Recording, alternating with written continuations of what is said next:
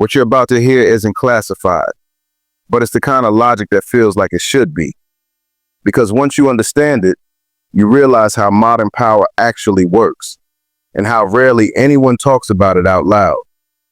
By the end of this video, you'll understand why the United States does not need to own Greenland, does not need to annex it, and does not need to command it to dominate the Arctic, and the future of modern warfare itself. When President Trump suggested buying Greenland, the world laughed. The media mocked it. Denmark rejected it outright.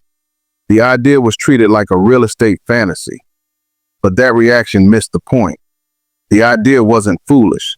It was simply outdated. Because ownership is no longer how power works. Greenland is not valuable because of what's on it. It's valuable because of where it is. Greenland is the largest island on Earth. It sits between North America, Europe, and Russia. It lies directly beneath polar missile trajectories. It anchors the Arctic. In strategic terms, Greenland is an unsinkable object, an unsinkable island, an unsinkable radar platform, an unsinkable aircraft carrier that can never be torpedoed, never be moved, and never be replaced. In modern warfare, position is everything. You don't need to occupy territory anymore. You need to dominate the systems that flow through it. Missiles, satellites, trade routes, data, early warning systems. Greenland touches all of them. Now, here's where a very reasonable thought comes in. If the United States is paying money, providing security, building infrastructure, doesn't that mean Greenland is just using America? Isn't the U.S. being taken advantage of? That question is smart, and it's exactly where the misunderstanding begins. So let's stop thinking emotionally for a moment. Let's think like the American state, not like citizens, not like commentators, like strategists. From Washington's perspective, power is not measured by ownership. It's measured by outcomes. Here is the real I win condition. Russia cannot use Greenland. China cannot use Greenland. And no rival power can turn the Arctic into a military, economic, or technological threat to the United States. If that condition is met, the United States wins. Even if Greenland prospers, even if Greenland feels independent, even if Greenland believes it is choosing freely. This is where the strategy becomes almost unsettling. The United States does not control Greenland by issuing orders. It controls Greenland by controlling the menu. Chinese ports never appear. Chinese airports never get approved. Chinese satellite infrastructure never gets access. Those options don't get debated. They simply never materialize. This isn't force, it's filtration. Militarily, the reality is even clearer. U.S. missile warning systems in Greenland are integrated directly into American homeland defense. They detect launches. They track trajectories. They buy decision-making time. They are not symbolic. They are essential.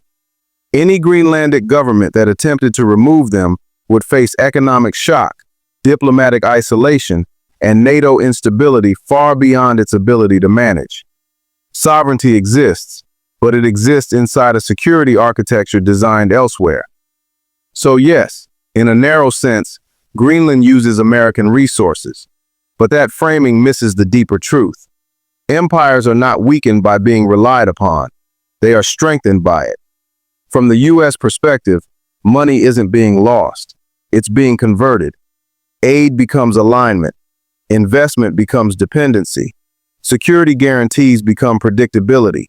And predictability, in the single most strategically irreplaceable location in the Arctic, is worth more than ownership ever could be. Here's the rule modern warfare obeys.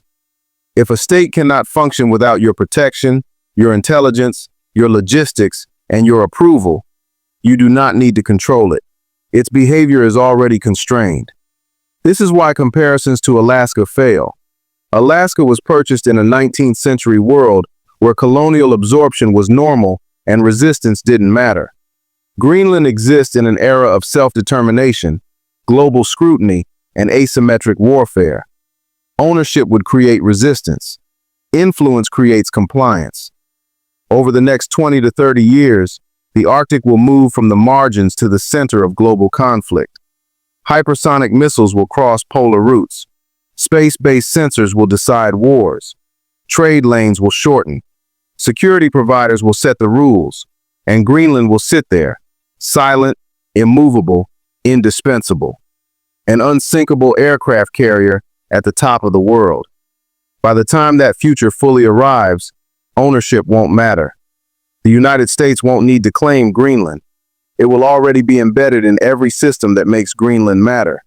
That isn't colonialism. That is modern warfare. Structural, quiet, and so effective, it almost feels wrong to explain it this clearly. If this reframed how you see power, subscribe. Because once you understand this logic, you start seeing it everywhere.